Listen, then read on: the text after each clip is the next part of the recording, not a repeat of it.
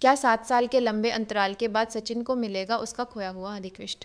देशमुख परिवार के आंगन में इस वक्त जो सन्नाटा छाया है वह किसी बड़े तूफान के आने का संकेत दे रहा है। सचिन अपनी टैक्सी के पास खड़ा है। उसके माथे पर पड़ी लकीरें इस बात की गवाही दे रही हैं। घर के अंदर का माहौल पूरी तरह बदला हुआ है, क्योंकि हर एक सदस्य अपने ही बुने हुए जालों में फंस चुका है।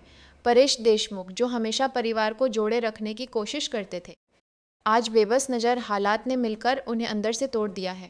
रेणुका अपनी आदतों और तानों से बाज नहीं आ रही है, लेकिन इस बार उसका यह रवैया पूरे परिवार के लिए एक नया संकट पैदा कर रहा है। वह अब भी इस बात को स्वीकार नहीं कर पाई कि समय बदल चुका है और उसके पसंदीदा बेटे आकाश के दिल में भी अब अपराधबोध घर कर चुका है। आकाश और रिया की जिंदगी में दूरियां लगातार बढ़ती जा रही हैं।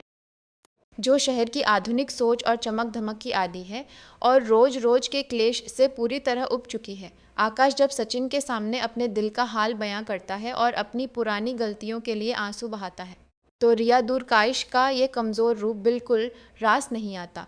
रिया का ये सोचना है कि सचिन और सायली के चक्कर में उसका अपना पति हमेशा दबा रहता है, जो आकाश और रिया के रिश्ते में एक बहुत बड़ी दरार डाल रहा है। घर में जब भी आकाश और सचिन की बात होती है, जिससे रेणुका को भी हवा मिल जाती है और वह तुरंत आग में घी डालने का काम करती है। दूसरी तरफ तेजाब की तरह चुभने वाली बातें करने वाला तेजू और उसकी पत्नी रोशनी अपनी ही दुनिया में मस्त हैं।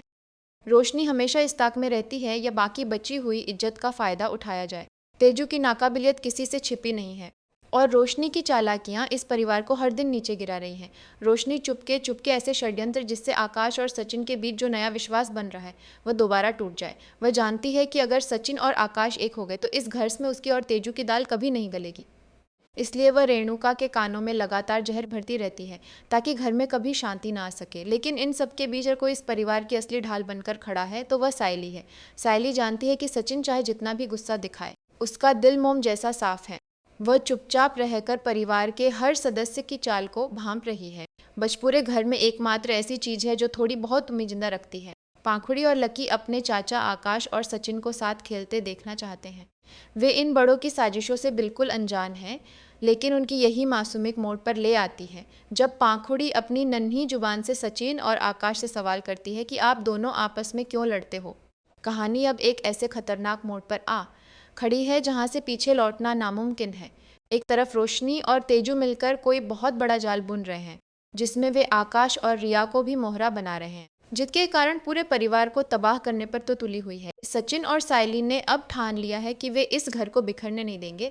आने वाले दिनों में ये देखना बेहद दिलचस्प और दिल दहला देने वाला होगा कि क्या सचिन अपनी मेहनत और उसूलों के दम पर इस परिवार को बचा पाएगा या फिर अपनों की ही साजिशें इस हंसते खेलते घर को हमेशा के लिए मिट्टी में मिला देंगी।